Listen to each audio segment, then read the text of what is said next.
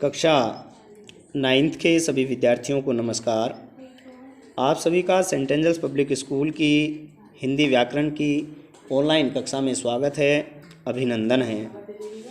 हम आपसे उम्मीद करते हैं कि आप सब स्वस्थ होंगे और आपसे प्रार्थना भी करते हैं कि आप सब लॉकडाउन का पूरी तरह से पालन करें, सरकार के बताए हुए दिशा निर्देशों को पूरी तरह से फॉलो करें, अपने घरों में रहें, सुरक्षित रहें।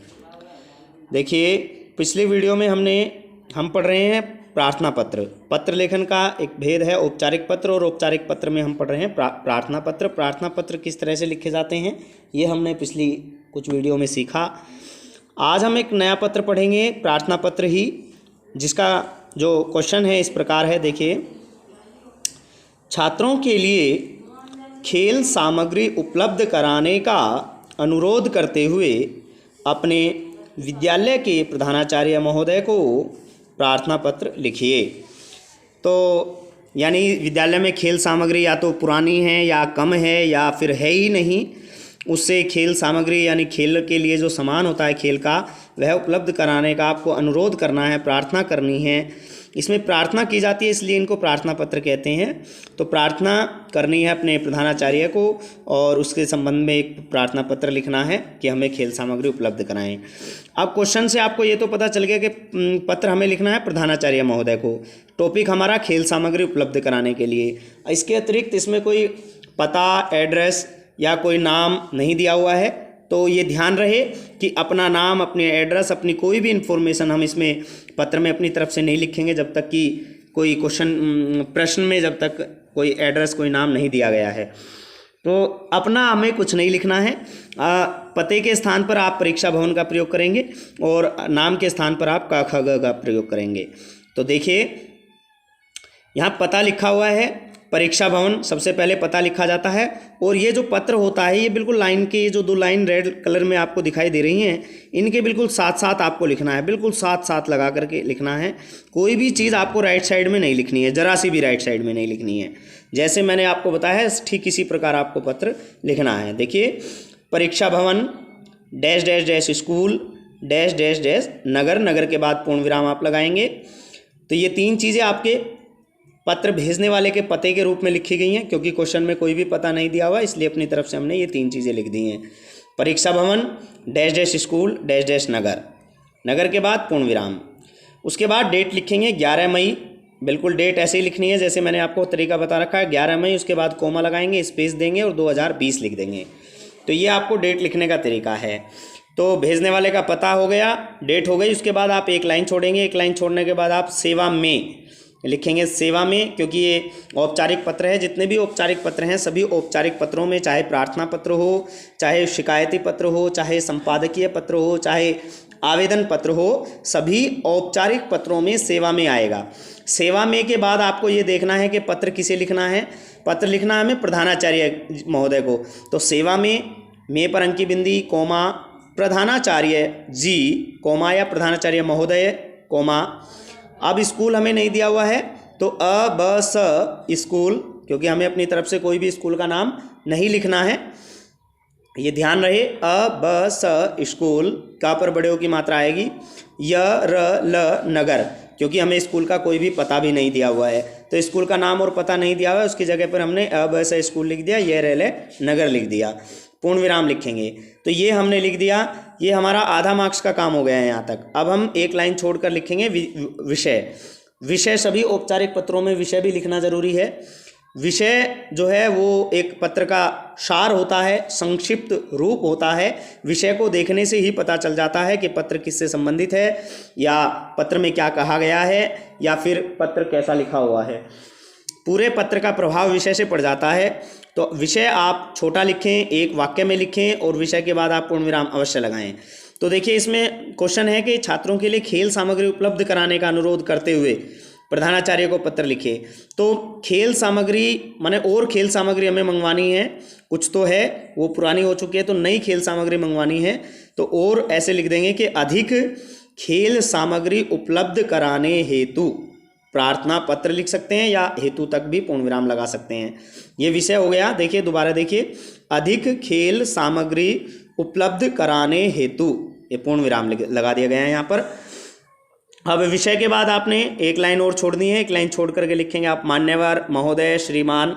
तो हमने मान लीजिए यहाँ महोदय लिख दिया, महोदय कोमा लगाएंगे, मान्यवर लिख दो, कोमा लगा देंगे। लाइन के साथ ही लिखना है आपको। ये महोदय के बाद कुछ बच्चे यहाँ से शुरू करते हैं, जहाँ पर मेरे पेन की निब है, जहाँ पर मेरा पेन रखा हुआ है, वहाँ से कुछ बच्चे शुरू करते हैं, इधर यहाँ से यहाँ शुरू करते हैं। लेकिन हमें ये ध्यान रहे महोदय के बाद बिल्कुल लाइन के साथ से ही शुरू करना है। मैं जो महोदय का मैं है उसी के बिल्कुल नीचे से। तो विनम्र निवेदन यह है, सभी प्रार्थना पत्रों में ये 2 लाइन आपके सभी प्रार्थना पत्रों में लिखी जाएंगी। इनको आप याद कर लीजिए, जो भी प्रार्थना पत्र लिखने के लिए आएगा उसमें ये 2 लाइनें अवश्य आपको लिखनी है। कुछ फ़र्क आप कर सकते हैं, जैसे कुछ भी अंतर हो सकता है लिखने में। जैसे मैंने विनम्र निवेदन लिखा है, आप लिख सकते हैं सविनय निवेदन यह है, या ना सविनय लिखें ना विनम्र लिखें। आप इस प्रकार भी लिख सकते हैं कि निवेदन यह है कि मैं, ऐसे भी लिख सकते हैं। तो मैंने लिखा है विनम्र निवेदन यह है कि मैं आपके विद्यालय का कक्षा, हाँ यहाँ कक्षा छूट गया है तो यहाँ लिखेंगे मैं आपके विद्यालय का कक्षा 10वीं सी का, सी सेक्शन है, कक्षा 10वीं सी का छात्र हूँ। ये आपने अपना परिचय दिया है, संक्षिप्त परिचय दिया है आपने। हर प्रार्थना पत्र में पहले आपको यही 2 लाइनें लिखनी है। सविनय निवेदन यह है कि मैं आपके विद्यालय का कक्षा 10वीं सी का या कक्षा 9वीं बी का छात्र हूँ। हमारे विद्यालय में, अब हम थोड़ा टॉपिक पर आएंगे कि हमारे विद्यालय में खेल के प्रति बच्चों की काफ़ी रुचि है, कोमा, क्योंकि अभी सेंटेंस समाप्त नहीं हुआ है, परंतु खेल सामग्री बच्चों के अनुपात में अत्यंत कम है। हमारे विद्यालय में खेल के प्रति बच्चों की काफ़ी रुचि है, परंतु खेल सामग्री छात्रों के अनुपात में अत्यंत कम है। तो खेल के समय छात्र खेल नहीं पाते, यहाँ तक कि खेल प्रतियोगिता की तैयारी करने के दौरान भी इस समस्या का सामना करना पड़ता है। क्योंकि कुछ सामान है जो बहुत पुराना है, अब आगे लिखेंगे हम, बताएंगे, पड़ता है, जिसके कारण, यहाँ कोमा लगा देंगे, जिसके कारण खेल का स्तर नीचे गिरता जा रहा है। अब पूरा सेंटेंस हो गया है, पूर्ण विराम लगाएंगे। अब आप लिखेंगे हमारे विद्यालय में काफ़ी समय से कोई खेल का नया सामान नहीं आया है, कोमा, विद्यार्थियों को टूटे फूटे सामान से ही खेलना पड़ता है। यह स्थिति अत्यंत चिंताजनक है। तो ये हो गया।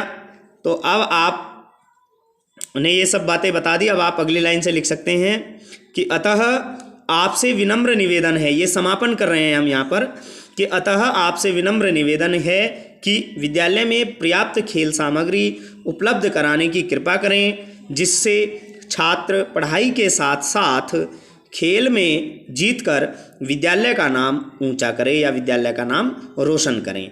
तो इस तरह से आपको मैटर बनाना है। मैटर बनाना बहुत महत्वपूर्ण बात है, इसमें मैटर बनाना ही सबसे अच्छी चीज़ है, क्योंकि मैटर पर ही आपको 3 मार्क्स मिल जाएंगे। लिखने का तरीका तो आपको आ जाएगा, क्योंकि जब आप बार बार पत्रों का अभ्यास करेंगे तो लिखना कैसे है, कहाँ पूर्ण विराम लगाना है, कहाँ अल्प विराम लगाना है, ये सब चीज़ें आपको आ जाएंगी। तो मैटर बनाना आपको प्रैक्टिस से आएगा, मैटर बनाना आप सीखें। जैसे मैंने यह पत्र लिखा है तो आप इसको कम से कम 3-4 बार अवश्य लिखें। देखकर लिखने से आपको लिखने का अभ्यास होगा, आपके दिमाग में शब्द सुरक्षित हो जाएंगे, यानी आपके दिमाग में सेव हो जाएंगे शब्द। जिस तरह से फ़ोन मेमोरी में कॉन्टैक्ट में कोई भी फ़ोन नंबर कॉन्टैक्ट के रूप में सेव हो जाता है, उसी प्रकार आपकी मेमोरी में शब्दों का चयन होकर के वो सेव हो जाएंगे और वाक्य सेव हो जाएंगे, किस तरह से हमें शुरुआत करनी है, किस तरह से बनाना है। तो ये आपको पत्र कम से कम 2-3 बार आपको लिखना है। तो ऊंचा करें, यहाँ के बाद पूर्ण विराम लगा देंगे, लिखेंगे स धन्यवाद, विस्मयादि बोधक चिन्ह लगाएंगे, एक्सक्लेमेटरी डंडा लगा के बिंदी लगा देंगे।